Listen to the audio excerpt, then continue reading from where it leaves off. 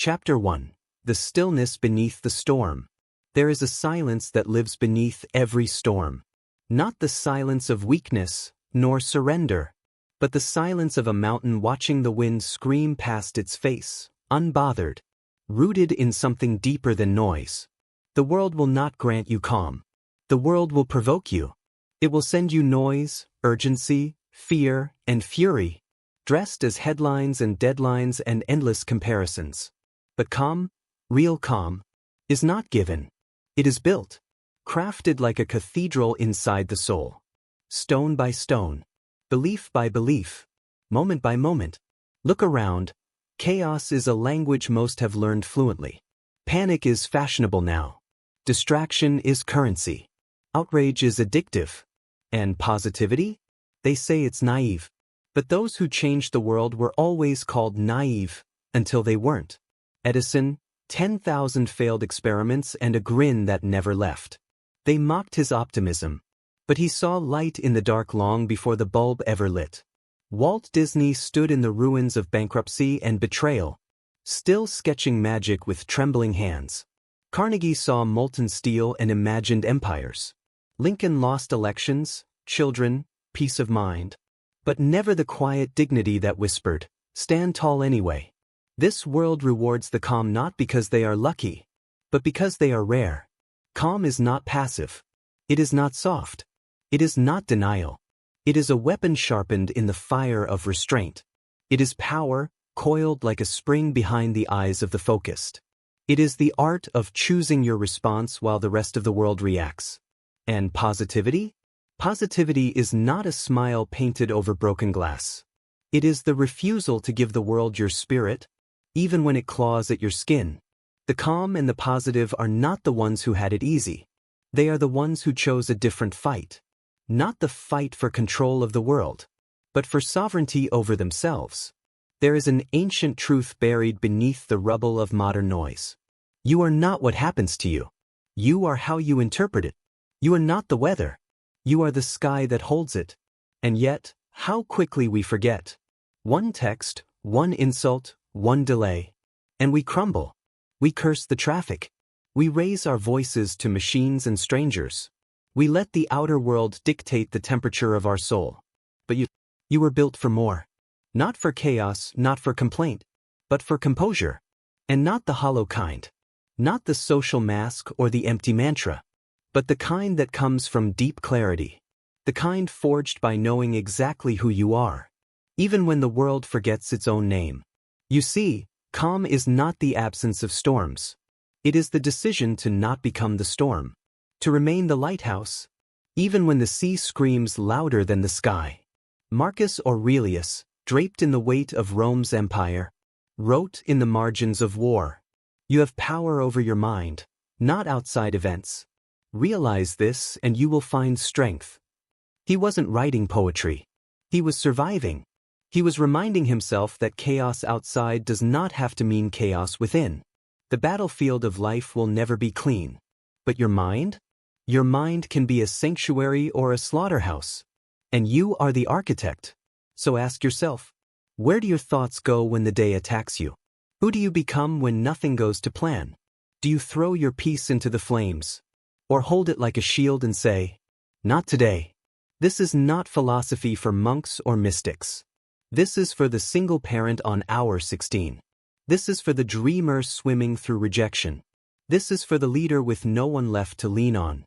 This is for the soul who wakes up to darkness and still says, "I'm not done." Because staying calm and positive in this world is rebellion. It is revolution. It is the loudest no you can scream in a world drunk on fear. And here's the truth. You don't need permission to be calm. You don't need applause to be positive. You don't need the world to change for you to breathe differently. You need only this. A decision. A choice made in silence. A whisper inside that says, "I do not belong to the chaos.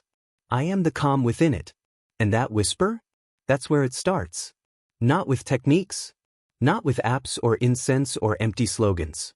But with that fire-forged whisper. The one that says, "Even now, I still choose peace." Not because it's easy, but because it's the only way forward. You are not here to survive life. You are here to respond to it, with vision, with grace, and with the kind of quiet strength that moves mountains. So breathe, not to escape, but to return. Return to the version of you that is undisturbed by the noise, untouched by the fury, the version of you that is deeper than all of this, that has always been deeper. Let the world roar. Let the storm come. Let the critics speak. You are not them. You are the eye of the hurricane. You are the stillness beneath the storm. And this is just the beginning. Chapter 2, The Mind, the Battlefield and the Kingdom. Calm does not begin in the world outside. It begins in the mind, the one place we visit more than any other, the one voice we hear louder than all the others, the only battlefield that determines whether we rise or fall long before the world even has a chance to act. The truth is, no enemy you face out there can destroy you more effectively than the doubt you let grow inside. Most people lose the war of life not because they are weak, but because they let their mind be ruled by fear masquerading as reason, by comfort disguised as peace, by limitations inherited from voices that never had the courage to dream. It is inside your mind that your destiny begins to unfold or unravel. Every great man and woman in history, every titan who ever bent the world to their will, fought first not with the tools of war or wealth or politics, but with the stubborn, relentless reshaping of their own inner world. Henry Ford, before a single Model T ever touched the ground, had to first murder the idea that men were destined to move only as fast as a horse could run. He had to think differently, not as a luxury, but as a requirement for the future he dared to believe in. And thinking differently is not a gift, it is a war. Because everything in you will try to protect the old version of you, even if that version is breaking you. The mind is not a quiet place by default. It is a wild, untrained animal at first, pulling you into every shadow, tempting you with every fear, reacting instead of responding. It floods your bloodstream with urgency when no danger is present. It convinces you that survival is the same thing as living, that stillness is laziness, that the absence of noise is something to fear. But the masters, the visionaries, the builders of empires, the creators of legacies, they trained their minds until they became fortresses. They taught their thoughts to serve their purpose, not sabotage it. They understood that peace is not the absence of thought, but the presence of clarity. And clarity is the rarest form of wealth in the modern world. When your mind is clear, the world does not seem so loud. It moves, yes, and it trembles and shouts and spins, but it no longer moves you. And clarity is not given, not found, not bought. It is created through discipline, through choosing to focus when the world begs for your distraction. It is choosing silence when everyone else is screaming for attention. It is waking up and not touching your phone until you've touched your vision. It is learning to observe your thoughts like a commander observes the battlefield, deciding what deserves your attention and what deserves to be dismissed as noise. But how do you get there? How do you take this chaotic, frantic, exhausted mind and turn it into an ally? You begin by telling the truth. Not the truth the world wants to hear, not the truth that keeps your image polished, but the truth that sets fire to the illusions you've lived in. You must admit where your thoughts have weakened you. You must admit the lies you've rehearsed about what you can't do, who you're not, why you'll never be enough. You must drag those lies into the light and watch them burn. Because truth is the first hammer you will use to shatter the prison of your own limited thinking. And once the truth is out, you rebuild. Slowly, painfully, deliberately. You don't just wait for better thoughts to arrive. You train them. You program your mind the way a sculptor carves from marble, stroke by stroke, repetition after repetition, until the shape of your thoughts reflects the shape of the future you're building. Every morning, you declare who you are before the world can tell you who to be. Every challenge is met not with panic, but with curiosity. What is this trying to teach me? How can I use this? How can I grow from this? Because once you shift the question, you change the power dynamic. You are no longer the hunted. You become the hunter. Most people are at the mercy of their thoughts, letting their minds wander into dark alleys, letting anxiety drive the car of their lives, hoping that maybe one day they'll just feel better. But you're here because you're done waiting. You're here because you're ready to wrestle your mind into submission. You're ready to declare that peace is not an accident, it is a skill, forged through mental warfare, through rituals, through relentless practice of gratitude, focus, and perspective. It is easy to be calm when everything is going right. It is easy to be optimistic when you are being applauded. But character is revealed when the applause stops, when the losses pile up, when no one is watching and the only thing keeping you from quitting is the story you're telling yourself about what this pain means. That's why your mind matters, because it writes the story. It decides whether this moment is your end or your evolution. It decides whether you shrink or expand, whether you break or break through. Abraham Lincoln lost 8 elections. His life was carved by death, by failure, by brutal depression, but through it all, he spoke to himself not like a victim of history, but as an architect of it. He did not let the noise of the world become the noise of his mind. And so, in his silence, he found clarity. In his losses, he built steel. And in his solitude, he carved vision. The same raw materials live inside you now, waiting to be activated not when life gets easier, but when you decide to rise, no matter the conditions. Your thoughts will try to tell you that you are small, that you are too late, too tired, too broken. But thoughts are not facts. They are only habits. And habits can be changed. So change them. Not tomorrow. Not when you feel like it. Change them like your life depends on it, because it does. You have to begin talking to yourself like someone who matters. You have to interrupt the pattern of panic with the pattern of presence. You have to stare down your worst fears and tell them, you may visit, but you do not live here. And then you act. Not with rage, not with haste, but with grounded fire. Because a calm mind does not mean a passive life. It means you are in control. You respond from vision, not reaction. You move with strategy, not desperation. There is no pill for this. There is no shortcut, no hack, no guru. The mind will not bow to inspiration alone. It responds only to repetition and resolve. So do the work. Train your mind like your future depends on it. Because it does. And once you have mastered your mind, once you have reclaimed your thoughts from fear, comparison, and doubt, you will walk through this world not like a leaf in the wind, but like a force of nature. You will remain calm in the storm not because you are numb, but because you know the storm is no longer stronger than you. You will look at chaos and see opportunity. You will hear the noise and choose silence. You will feel the pressure and find peace anyway. Because this is your mind now. And you are its master. Chapter 3, Belief, the Blueprint of Everything. Belief is not just some mental ornament we carry around to feel good when life gets heavy. It is not a motivational poster or a catchy quote we throw at ourselves when we're falling apart. Belief is the blueprint.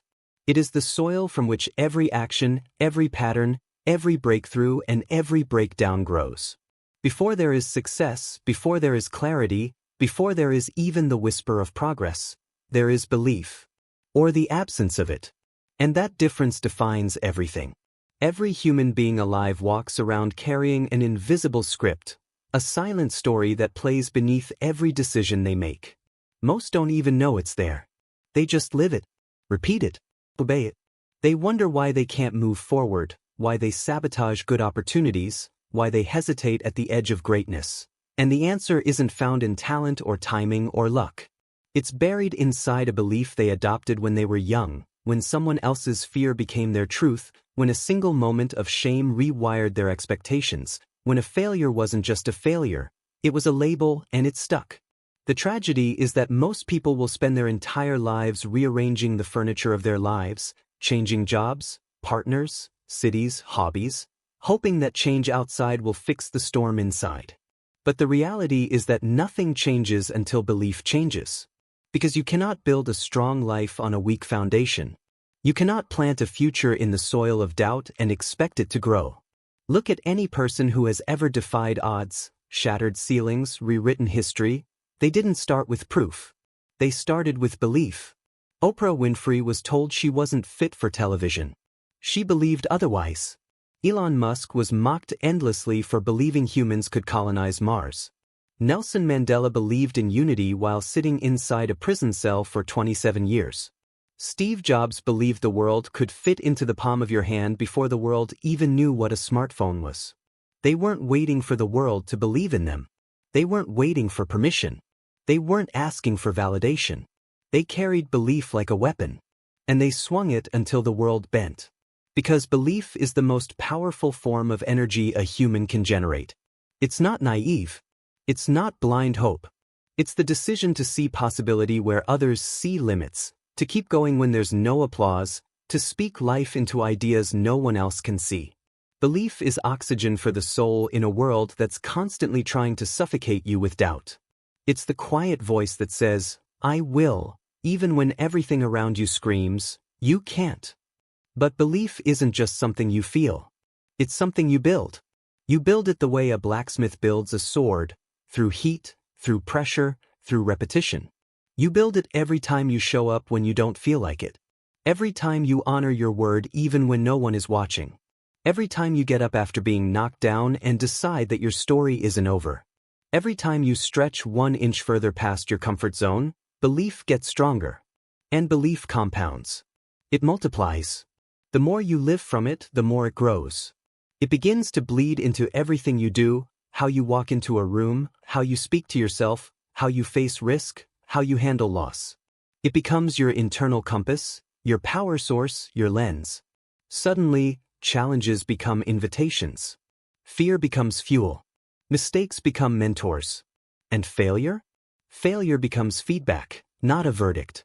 Because when you truly believe in who you are becoming, nothing is wasted. But here's the harsh truth: belief requires confrontation. You will not build a new belief system until you dismantle the old one. And that means war. You will have to face the inherited thoughts that have kept you small. You will have to drag out the voices in your head that told you, not now, not good enough, not for you, and look them in the eye and say, you do not decide the limits of my life anymore. You will have to break the agreements you made with fear. You will have to stop worshiping past failures like their prophecies and start seeing them as mile markers. You will have to become the editor of your inner script and rewire the very language you speak to yourself with. Because every time you say, I can't, I never, it's just how I am, you are programming the next version of your life. And if you keep writing the same code, don't be surprised when you keep getting the same result. Belief also demands responsibility. Because once you believe you are the author of your future, you can no longer blame the past for the life you haven't built. You can't hide behind parents, trauma, systems, or statistics. Those things are real, but they are not rulers. They are chapters, not conclusions. And belief is the moment you close the book on what held you and decide to write what frees you. This world is already full of people who believe in problems. People who believe in statistics, in odds, in scarcity. That's easy. That's normal. That's survival mode. But if you want to live, if you want to create, if you want to move through this world with power and peace, you have to believe in possibility more than problems. You have to believe in your vision more than your excuses. You have to believe in what you can build more than what you've been through. And no one else can give you that belief. They can spark it. They can model it. But belief must be claimed. Earned. Fought for. Every morning. Every moment. Because the world will try to steal it from you, through comparison, through failure, through time. But if you guard it like gold, it will carry you through fire. Belief is not a fantasy. It is strategy. It is mental armor. It is emotional infrastructure. It is the blueprint of everything. Without it, even the best plans collapse. With it, even in ruins, you can build something immortal. So the question is not whether belief is powerful. The question is whether you are finally ready to stop outsourcing your future to fear and start reclaiming your identity from the inside out. You want calm? Build belief. You want peace? Build belief. You want to rise when everything tries to break you? You better build belief. Because nothing changes until you believe. And once you believe, everything changes. Chapter 4: Clarity, the unshakable direction of a quiet mind. Clarity is not something you stumble into. It is not a moment of luck or a gift handed to you when the timing feels perfect. Clarity is earned. It is the result of stripping away noise, distraction, false identities, and unchosen expectations until what remains is not who you were told to be, but who you truly are. The world is full of people who are busy, overwhelmed, and constantly moving, yet going absolutely nowhere, Because motion without clarity is a recipe for exhaustion, not evolution. And in today's world, clarity is not just rare, it's revolutionary. Most people live in a fog, not because they are incapable of thinking clearly, but because they've never learned to stop, to pause, to listen to their own life speak. They fill every space with noise, every hour with distractions, every decision with the echo of 1,000 other voices telling them what they should want. But clarity demands silence. It demands stillness. It demands that you become brutally honest with yourself, even when the truth is inconvenient. Especially when the truth is inconvenient. You cannot build a meaningful life while living someone else's idea of success. You cannot design a future worth living for until you confront the question most people avoid their entire lives. What do I truly want? Not what will impress people. Not what will make others proud. Not what feels safe. But what sets your soul on fire in a way that fear can't extinguish. Clarity begins the moment you stop performing and start listening. Not to the world, but to yourself. And make no mistake, this is not an easy process. Clarity often requires destruction. It requires letting go of dreams that no longer fit the person you're becoming. It requires releasing the expectations handed down by people who didn't have the courage to chase their own. It means walking away from paths that are crowded but meaningless, and choosing instead the road that is lonely but aligned. And yes, that road may be filled with doubt. It may be long, but it is real. And anything real is worth the journey. The people who move with the most certainty are not the ones with all the answers, but the ones who know what matters most. They don't waste energy chasing 1,000 directions. They don't say yes out of guilt or fear. They live with a sense of internal gravity. Every decision either pulls them toward their vision or pushes them away from it, and they're willing to make the hard choices. Because clarity makes the hard choices easier. It doesn't make life painless, but it removes confusion. And that is a kind of peace that cannot be bought. Clarity is what allows you to say no with confidence, to endure with purpose, to suffer with meaning. Because once you know what you're building, the chaos becomes part of the construction. You don't break every time something goes wrong. You don't fold at every sign of difficulty. You recalibrate. You realign. You adapt without compromising direction. And that is the difference between those who build legacies and those who burn out. Think about it. Every great figure who reshaped the world had clarity. Martin Luther King Jr. didn't have perfect plans, but he had perfect clarity about the mountain he was willing to die on.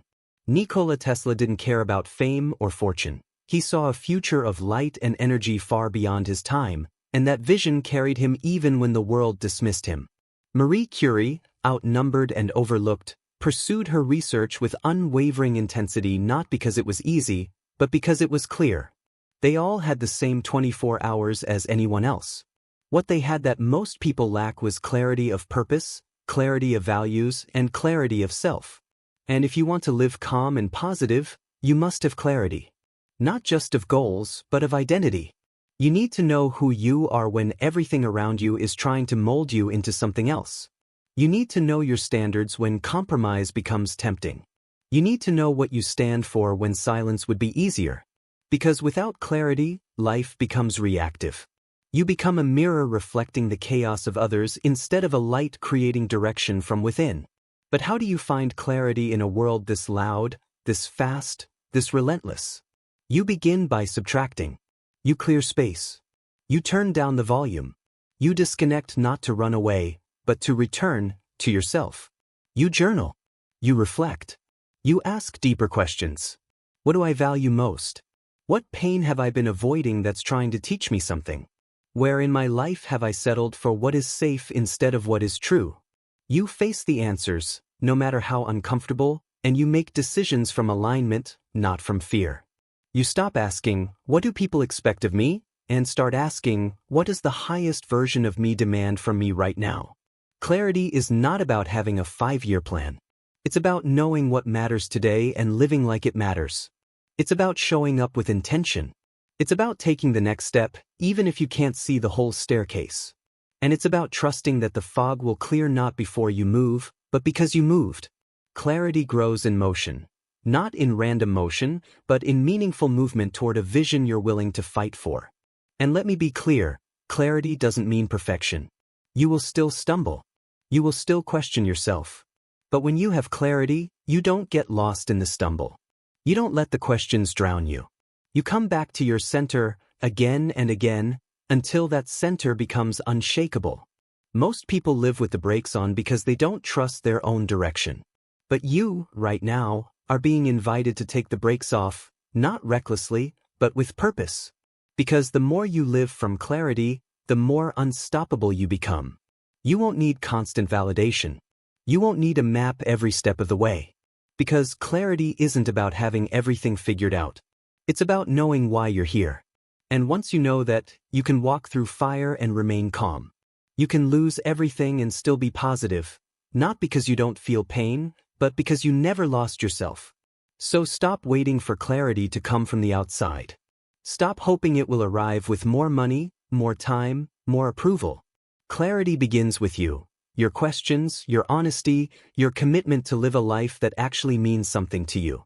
And when you find it, protect it. Guard it with everything.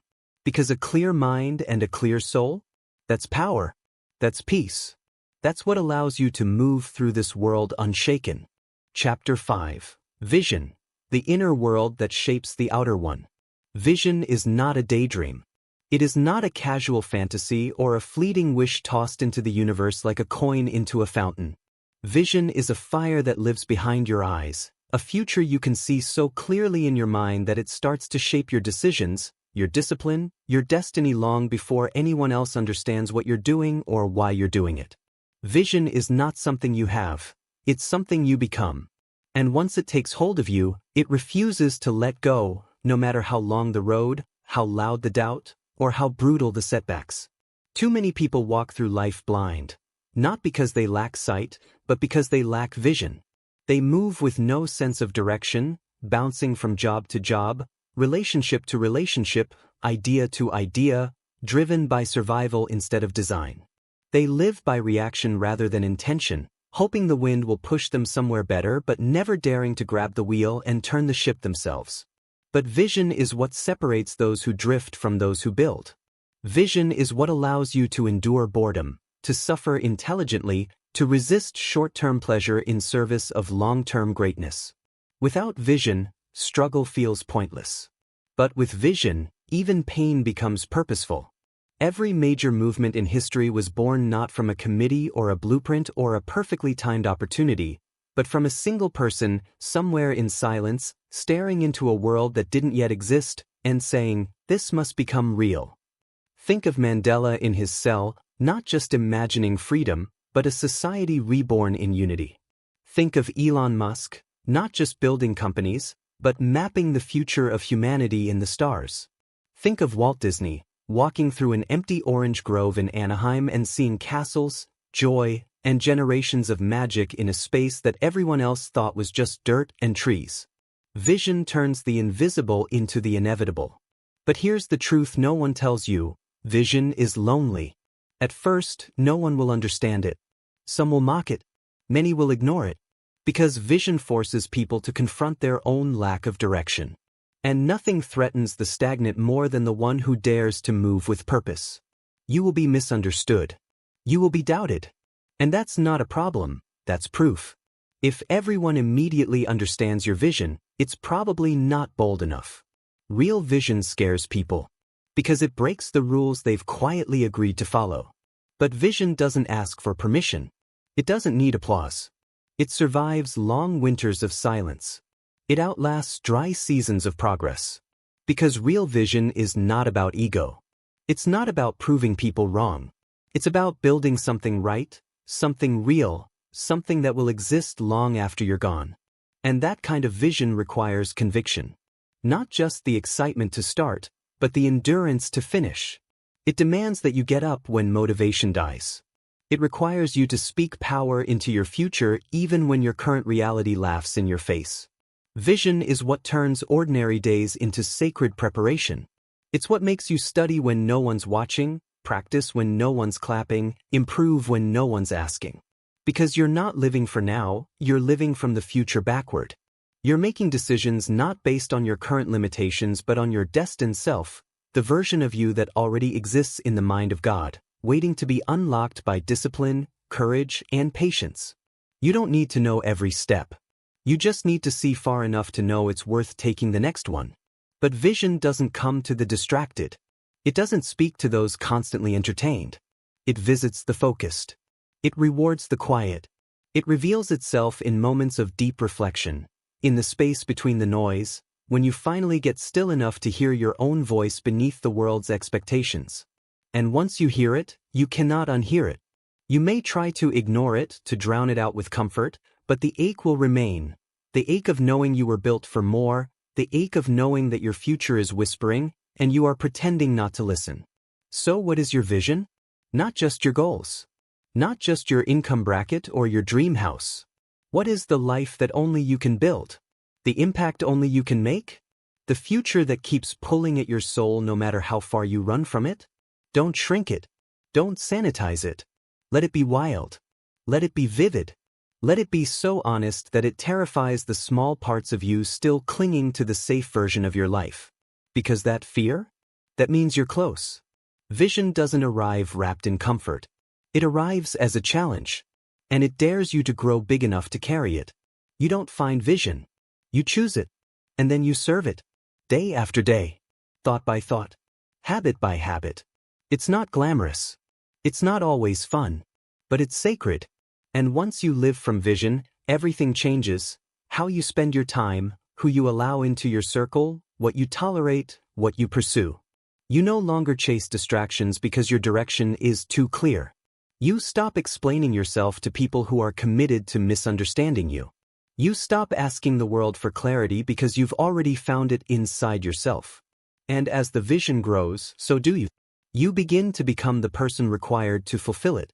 The weak parts fall away. The fake parts melt under pressure. And the real you begins to emerge. Not the conditioned you, not the convenient you, but the courageous one. The one who refuses to settle. The one who builds when no one is watching.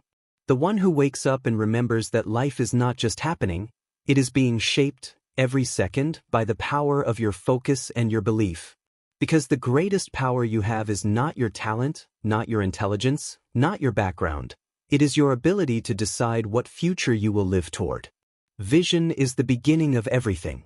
And once it is alive in you, nothing can stay the same. You will see opportunities in deserts. You will see progress in pain. You will walk with confidence not because the path is easy, but because the purpose is real. So stop waiting for clarity. Stop hoping the future will explain itself. Decide. Declare. Build your life around the future you know you're meant to create. And remember, vision is not just what you see. It's what you live from. And once it lives in you, fully, relentlessly, unapologetically, the world cannot ignore it forever. Chapter 6. Purpose. The fire that doesn't burn out. Purpose is not a hobby. It is not something you casually discover on a weekend retreat or during a moment of temporary inspiration. It is not a line on your resume or a quote on your bio. Purpose is a calling so deep, so personal, and so persistent that once it reveals itself, you are never quite the same again. It's not about what you do for a living. It's about what you were born to do with your life. It's not about making noise, it's about making meaning. It is the reason you endure, the reason you keep building when the foundation keeps cracking, the reason you open your eyes when every part of you wants to shut down and disappear. Most people walk around asking the wrong questions. They ask, what job should I get? What's the safest choice? What pays the most? But those questions are surface level. They come from fear, from survival. Purpose asks better questions. What am I uniquely wired to create? Who am I here to serve? What pain have I endured that I am meant to transform into power, not just for me, but for others?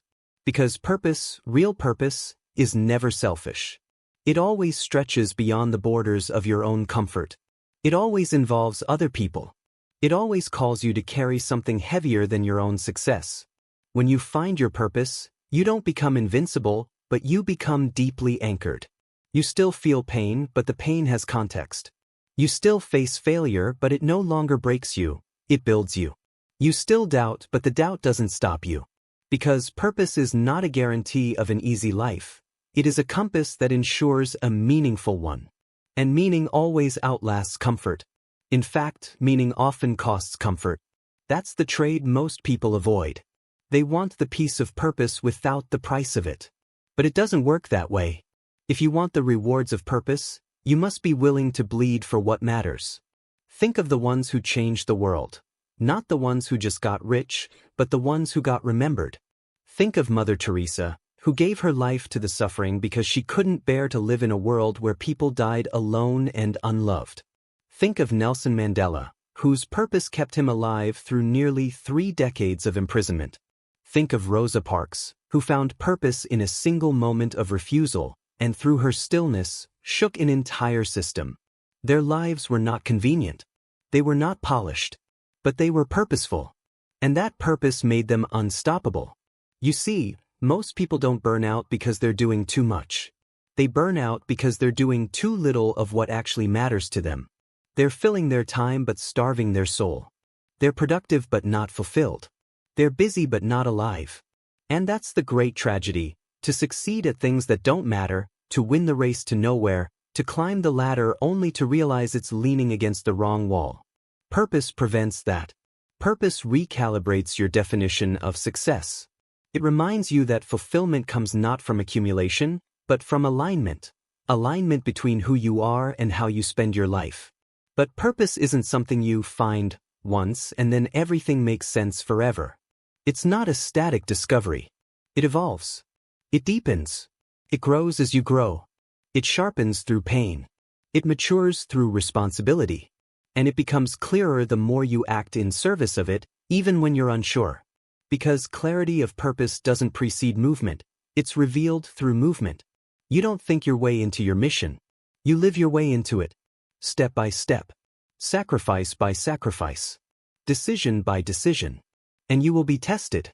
The moment you begin to live with purpose, you will be met with resistance. Life will test whether you mean it. People will question you, criticize you, try to drag you back into the safety of mediocrity. You'll have moments when purpose feels like a burden, when silence feels easier than truth, when retreat feels safer than the fight. But that's when you remember, purpose is not supposed to feel easy. It's supposed to feel worth it. It's not supposed to always feel exciting. It's supposed to feel important. And the weight of that importance is what gives your life density, richness, meaning. You don't have to be perfect to live your purpose. You just have to stop living like you're disposable. You have to stop acting like you don't matter. Because you do. Not in some abstract spiritual way, in a tangible, practical, deeply real way. There is someone in the world right now who will only heal because you chose to speak. Someone who will only rise because you decided to act. Someone who will only dream again because you refuse to quit. That's not poetic. That's reality.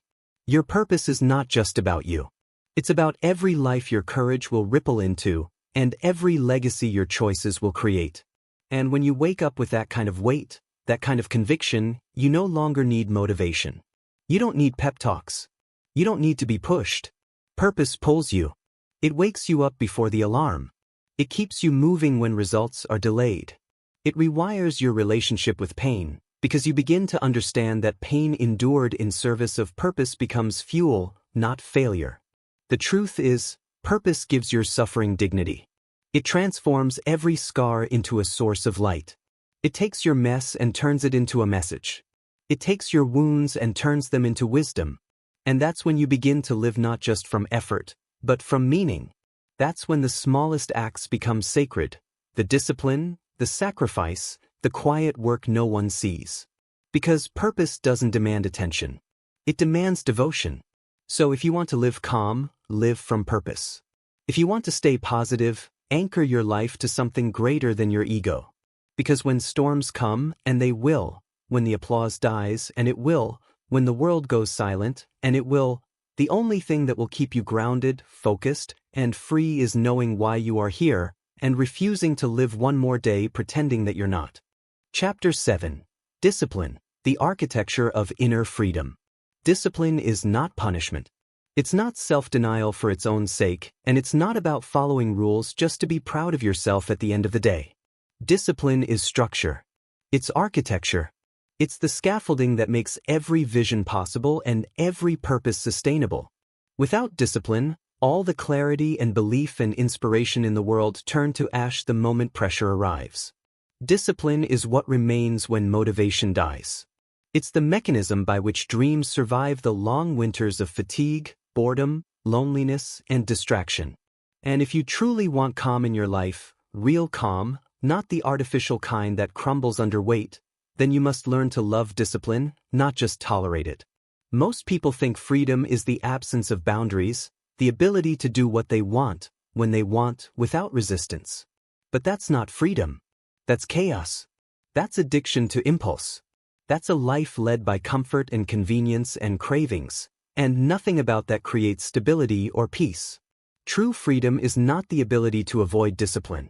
It's the ability to control your attention, your actions, and your energy. It's the ability to say no when everything in you screams yes. It's the strength to do the right thing long after the excitement is gone. And that kind of freedom, the kind that makes you unshakable, only comes through discipline. Look at any life that has sustained greatness over time, not a moment of success, but a legacy of impact. It's always built on routines, rituals, and habits that are repeated with relentless consistency. Kobe Bryant didn't become Kobe because he had more talent. He became Kobe because at 4 a.m., when everyone else was sleeping, he was already sweating through his second workout. Beethoven didn't wait for inspiration to strike. He created structure for it.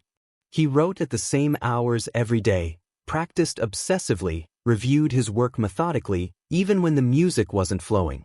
And Viktor Frankl, imprisoned in a Nazi concentration camp, built mental and emotional discipline just to keep his spirit intact, to find meaning and even dignity in unimaginable suffering. These were not men of convenience. They were men of discipline. And it's the same for you. If you want peace, stop chasing feelings and start building systems. Because your feelings will lie to you.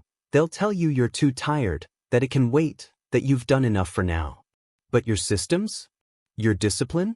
That's what gets you up when the feeling fades. That's what keeps you grounded when the world starts shaking. That's what allows you to show up with calm and clarity in the middle of chaos. Because you've trained yourself to rise above the noise. You've built structure strong enough to carry the weight of your future. Discipline is not about doing a lot of things. It's about doing the right things consistently. It's about eliminating distractions, not because distractions are evil, but because they rob you of the time, energy, and focus that your purpose requires. It's about mastering small things until they compound into something extraordinary. It's waking up at the same time not because it's glamorous, but because your future self needs the consistency. It's showing up for the workout, the study, the journaling, the meditation, not because you feel like it, but because your mission depends on it. And this is where most people fall. Not in their vision, not in their intention, but in their discipline. They get started, but they don't stay. They try for a while, but then they stop.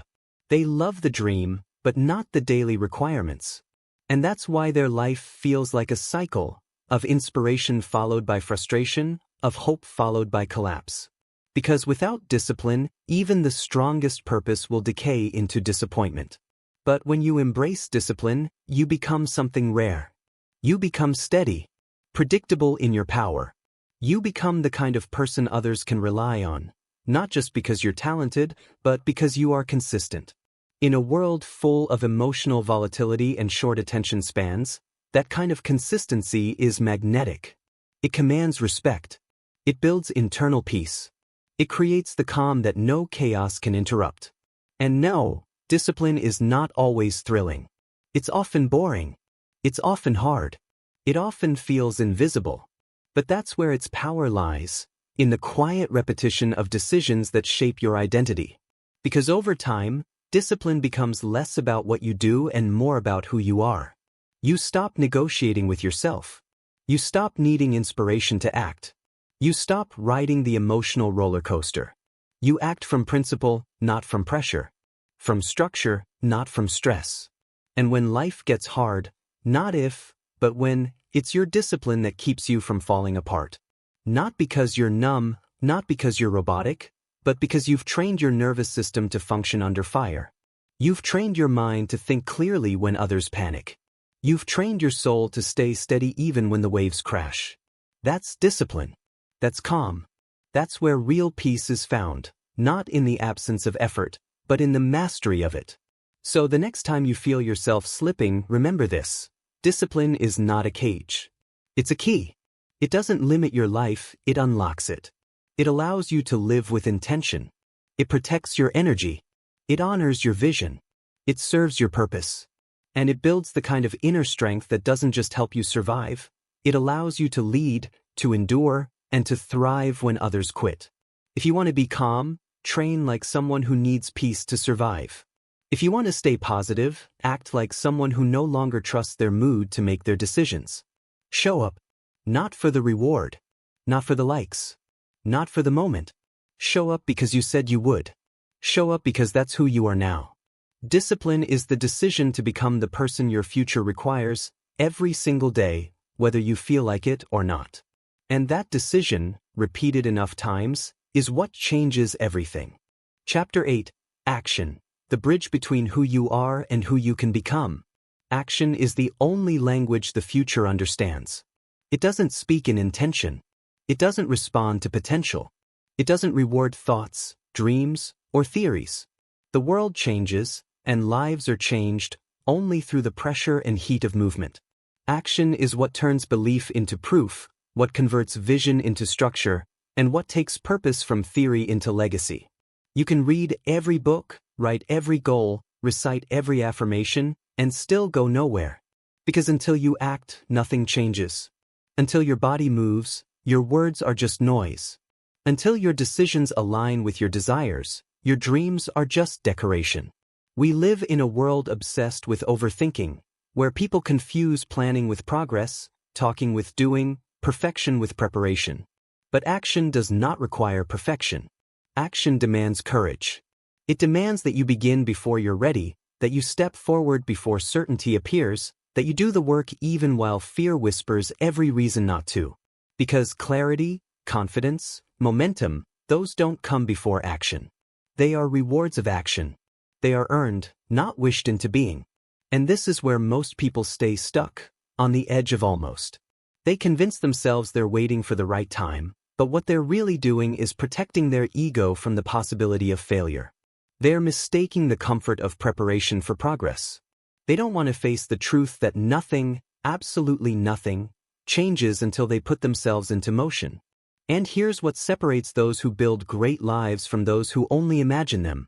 The builders take imperfect action again and again, while everyone else waits for the perfect moment that never comes. Look back through history, real history, and you will find a pattern. The ones who changed the world didn't wait for conditions to be ideal. They acted in the middle of chaos, poverty, war, resistance, and ridicule.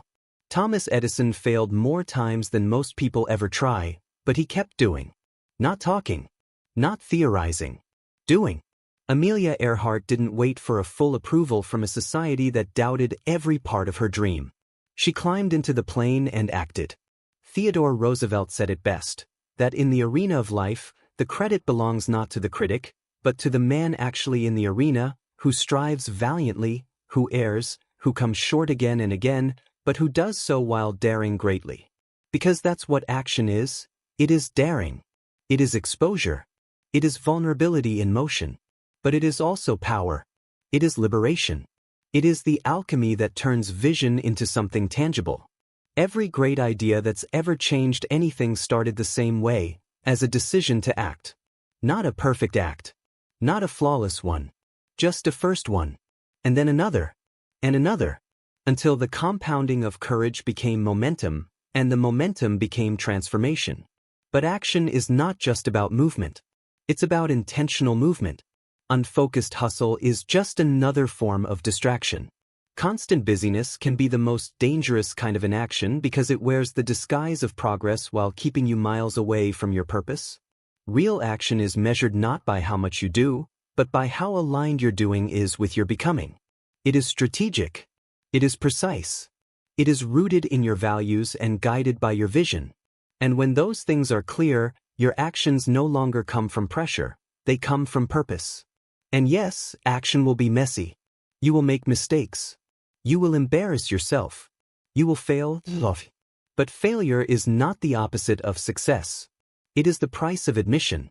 It is the tuition you pay for the education that builds greatness. Every step you take teaches you something you could never have learned from the sidelines. Every risk you embrace builds the muscle of resilience. Every obstacle you encounter sharpens the edge of your craft. That's why the people who act more fail more, and why they also win more. They collect more data. They build thicker skin. They learn faster. And eventually, they break through. But to act, you must first kill the illusion of certainty. You must release the fantasy that there will be a moment when it all feels safe, easy, and clear. That moment doesn't come. Action creates clarity. It does not wait for it. You step into the fog. You move without a guarantee. And in doing so, you learn who you are and what you're capable of in ways that no amount of thinking will ever reveal. You grow not just by what you achieve, but by who you become through the process of choosing to act even when it's hard. And this is the paradox of peace.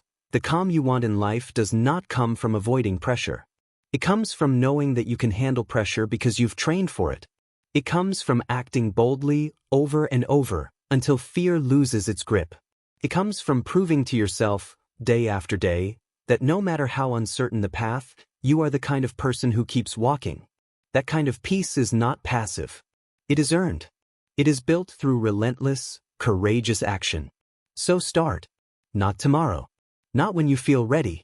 Start where you are with what you have. Take the call. Write the page. Make the move. Launch the idea. Say the truth. Do the uncomfortable thing that your future self is silently begging for. Because action is the moment the old version of you begins to die and the new one begins to breathe. Action is transformation in real time. And no one can do it for you. And once you understand that, once you live from that place, life opens. Opportunities reveal themselves. People respond differently. Momentum builds.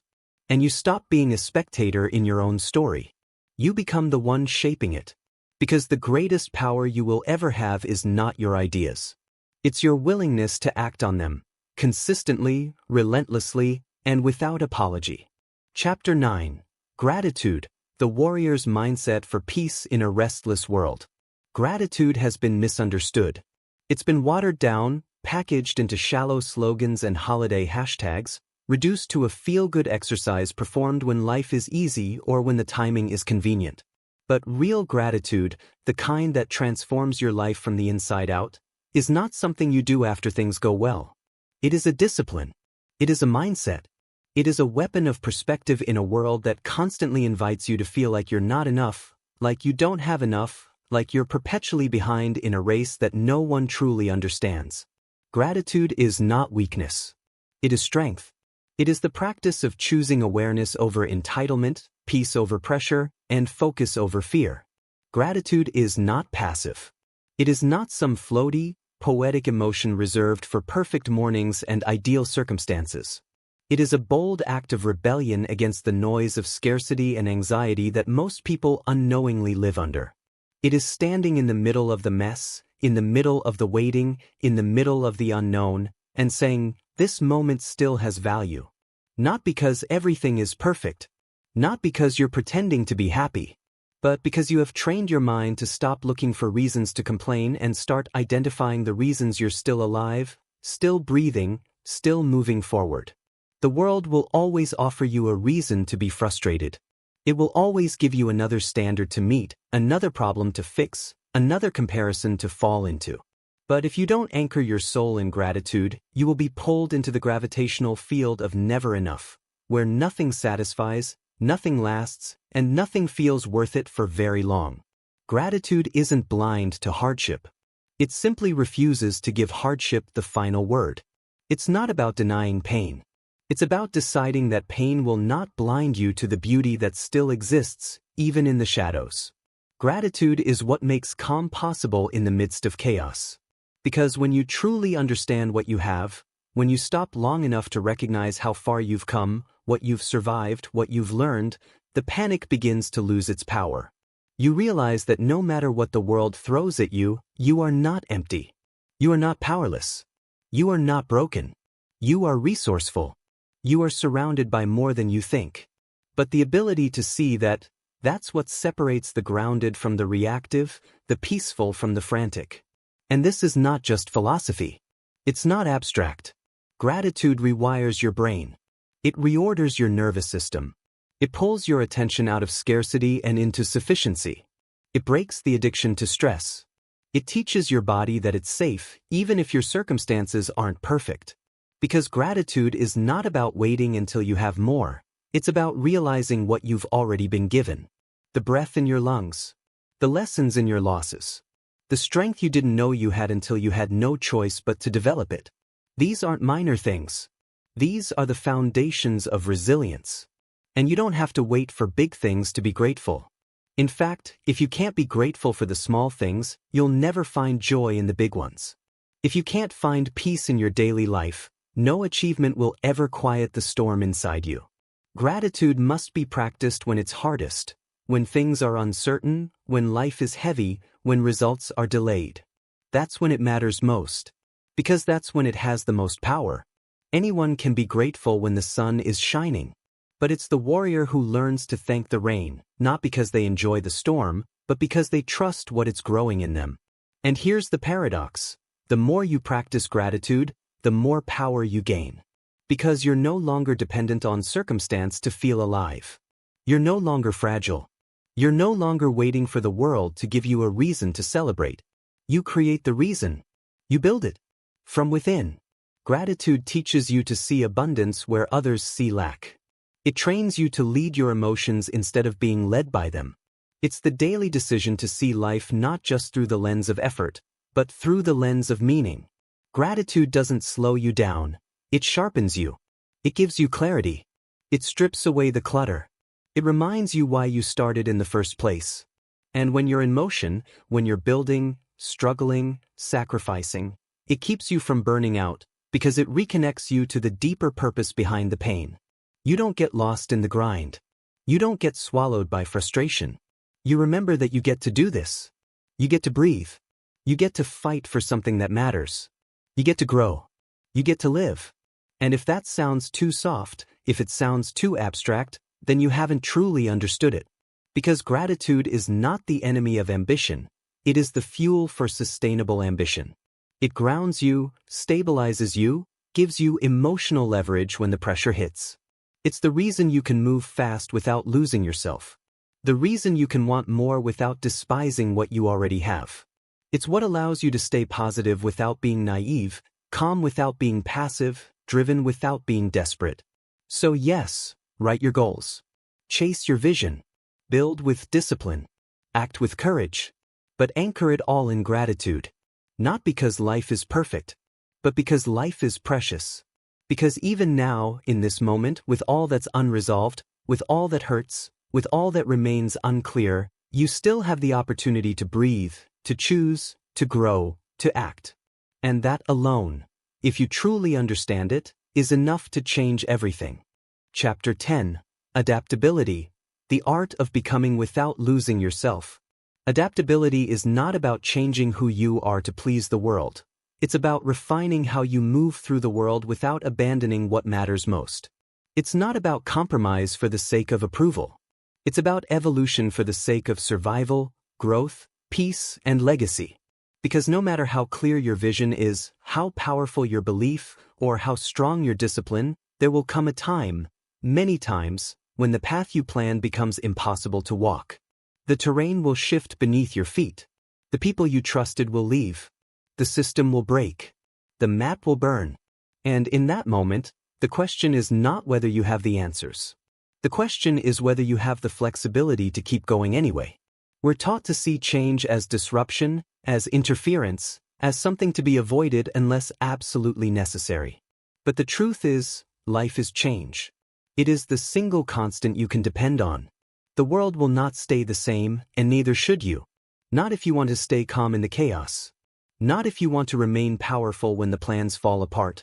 Not if you want to thrive in a future that doesn't care how much you've prepared, only how well you adapt. Adaptability is not weakness. It is strategy. It is resilience in motion. It is mental jiu-jitsu, the ability to pivot without panic, to shift without losing your grounding, to redesign your approach without questioning your worth. It is a mindset that sees obstacles not as the end, but as invitations, not to stop, but to evolve. And the people who master adaptability? They become unstoppable. Because they don't fear uncertainty. They train for it. Think of Charles Darwin, often misquoted, misunderstood, but right in one fundamental truth. It's not the strongest species that survives, nor the most intelligent, but the one most responsive to change. That same rule applies to you, to your goals, to your career, to your relationships. Rigidity is death. Attachment to a single method is how dreams rot in place. But adaptability, that's the bridge between reality and resilience. That's how you bend without breaking. That's how you grow without losing your roots. The danger isn't change. The danger is clinging to who you were just because you're afraid to meet who you could become. Too many people stay stuck in outdated versions of themselves, desperately trying to force old frameworks to support new chapters. But life doesn't care about your nostalgia. It won't pause for your comfort. The moment you resist the change that's required for your next level, you become a prisoner of your last one. You stay where it's familiar, but that familiarity costs you everything: momentum, meaning, and eventually, peace. To adapt does not mean to quit. It means to redirect. It means to examine your process with honesty and humility and ask, what is no longer working, and what am I pretending still fits? Sometimes your strategy is outdated. Sometimes the goals you once chased no longer align. Sometimes the way you used to think, speak, show up, it needs to be burned down and rebuilt. And that's not weakness. That's maturity. That's leadership. That's the quiet wisdom of someone who isn't here to impress. They're here to progress. Because here's what adaptable people understand: identity is not a cage. It's a living system. It grows with you. It transforms as you learn. Who you are today is not the ceiling of who you can be. It's just the starting point. And if you have the courage to evolve without losing your essence, you become dangerous to every excuse, every limitation, every obsolete version of your past self. Adaptability also gives you leverage. It makes you calm in rooms where others panic. It makes you fluid when the world becomes rigid. It allows you to see opportunity in detours, not just disappointment. While others spend months or years resisting a change they cannot control, you've already pivoted, already shifted, already adjusted your sails. You've stopped trying to control the wind. You've learned to master the way you move through it. That is real strength, not brute force, but intelligent flexibility. Not perfection in plan, but grace in transition. And it is a mindset that must be trained. Because your default reaction, if left unchallenged, will always be to cling to patterns, to comfort, to past versions of safety. But when you train yourself to adapt, to release control without releasing commitment, to evolve without giving up, you begin to embody a different kind of peace. A peace not rooted in circumstances, but in capability. Adaptability is what allows you to stay positive even when nothing goes to plan. Because positivity is not pretending things are fine. It's trusting that even now, even here, you can find a way. You can build a new path. You can learn. You can pivot. You can create. You can grow. And no, it won't be easy. It won't be instant. But it will be possible if you are willing to keep moving, adjusting, and improving instead of collapsing under pressure. The world will continue to change. People will continue to surprise you. Plans will continue to fall apart. But your peace, your calm, your sense of control will never be tied to how perfectly life goes. It will be tied to how powerfully you respond when it doesn't. Adaptability is the daily decision to meet life as it is, not as you wish it to be, and to shape your response with vision, intelligence, and flexibility instead of fear and resistance. It is the understanding that calm is not found in control. It is found in capacity. The capacity to flex. The capacity to rise. The capacity to meet any moment with the quiet, unshakable confidence that says, no matter what happens, I will find a way forward. Chapter 11. Resilience, the rebirth of power after the fall. Resilience is not the ability to avoid pain. It is the ability to look pain in the eye and keep moving anyway. It is the strength to come back when everything in you has been shattered, when nothing makes sense, when the people you counted on walk away, when the structure you built your identity on collapses beneath your feet. It is the quiet decision to rebuild, again and again, even when no one sees it, even when you don't have a timeline for when it gets better.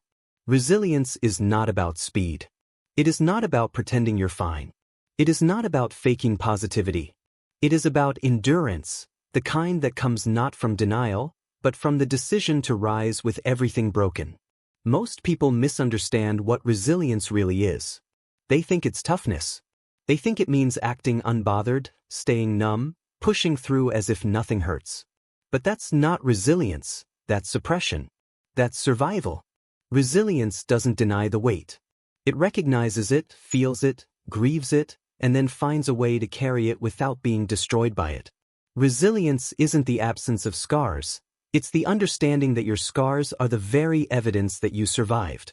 That you were knocked down, dragged through the dark, abandoned by certainty, but still chose to put one foot in front of the other. You see, pain is not what breaks you.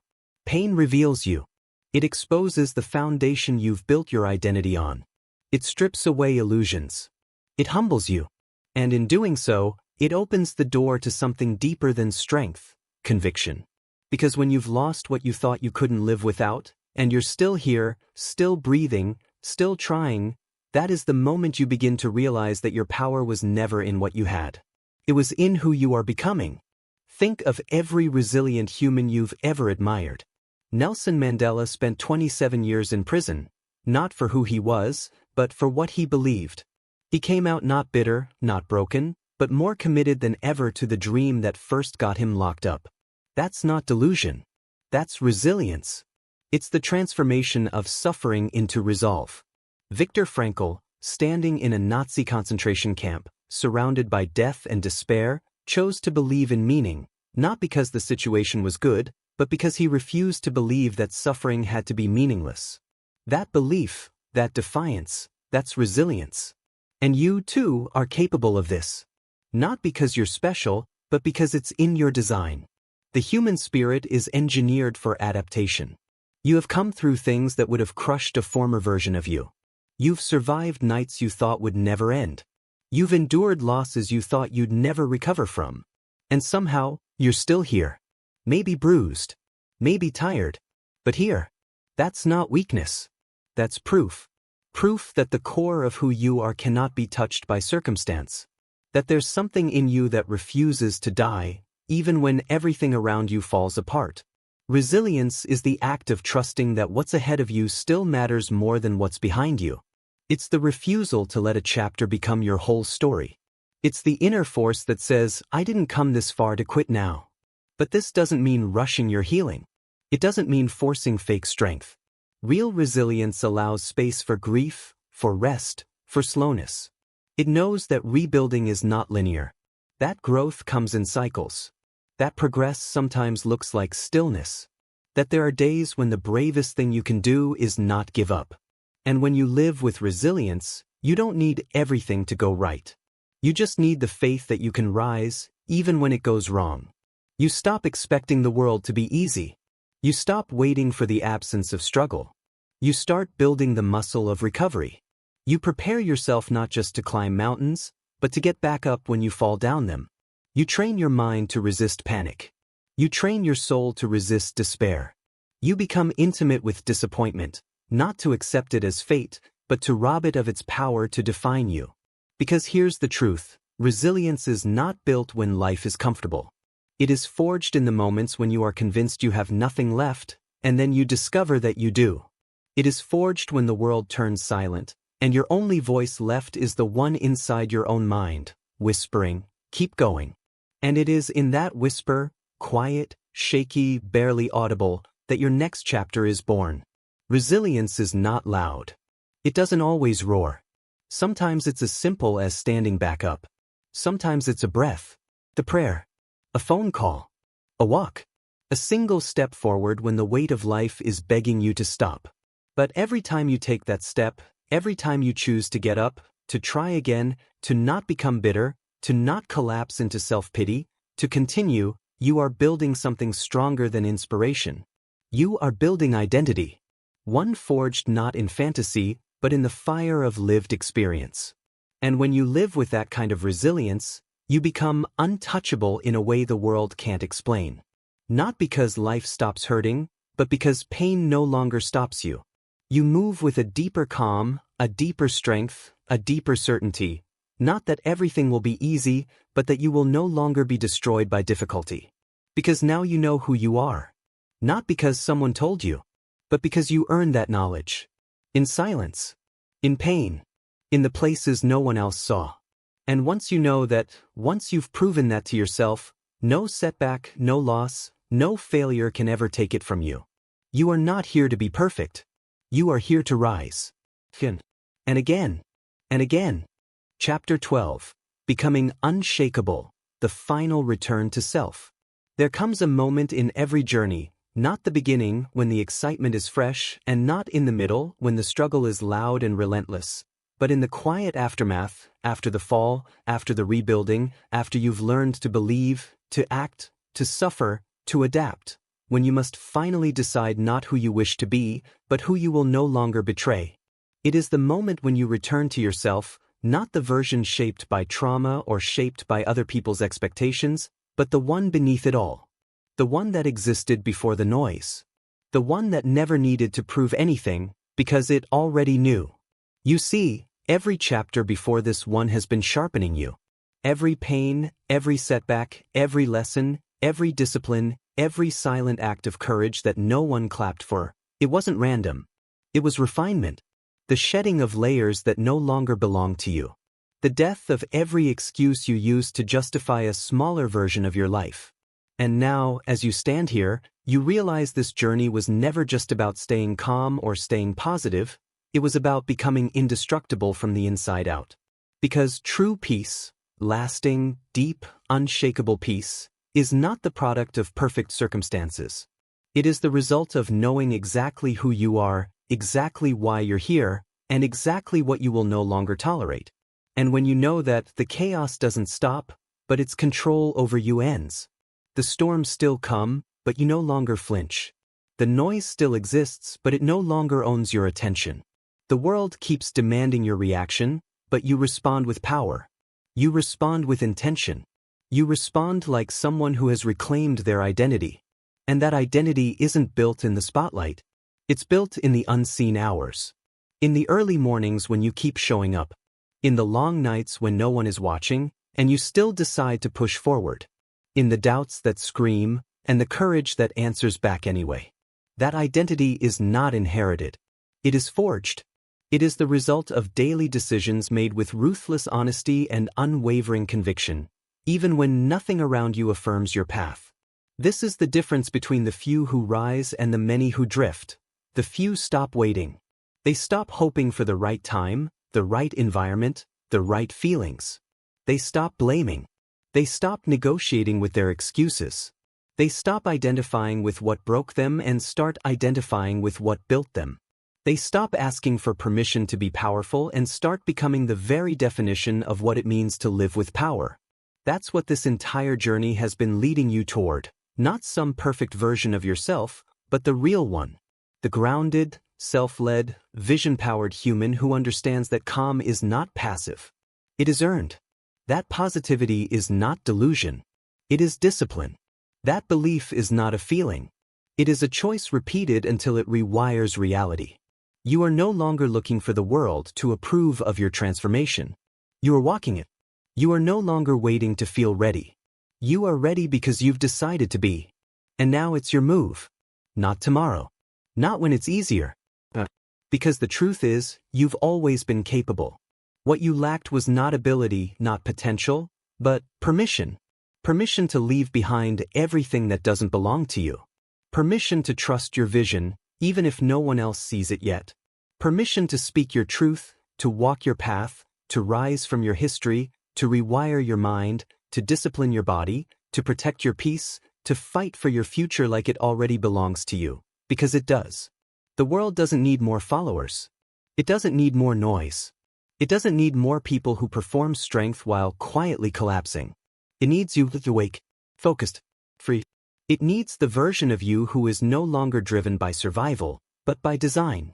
The version of you who doesn't shrink for anyone, who doesn't lower their energy to make others comfortable, who doesn't apologize for taking up space, for dreaming big, for needing solitude, for choosing purpose over approval. Because this world will shake. It will spin. It will shift in ways no one expects. But you don't have to be shaken with it.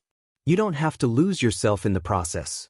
You don't have to collapse into whatever version of chaos society is currently normalizing. You can remain calm. You can remain kind. You can remain grounded, not because life is easy, but because you have become steady. You have become resilient. You have become adaptable. You have become disciplined. You have become clear. You have become someone whose peace is not circumstantial. It is foundational. That is the power of this journey. Not just to survive, but to thrive with intention. Not just to move, but to move with alignment.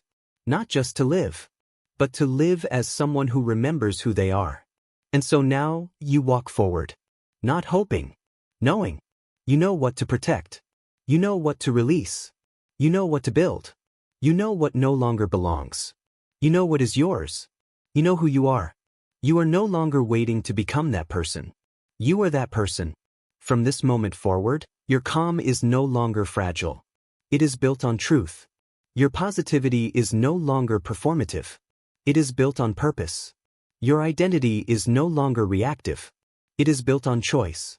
And no matter what comes, noise, pressure, change, betrayal, fear, uncertainty, you will walk through it with the quiet, unshakable conviction of someone who has built something no storm can destroy. Because now, finally and fully, you are unshakable.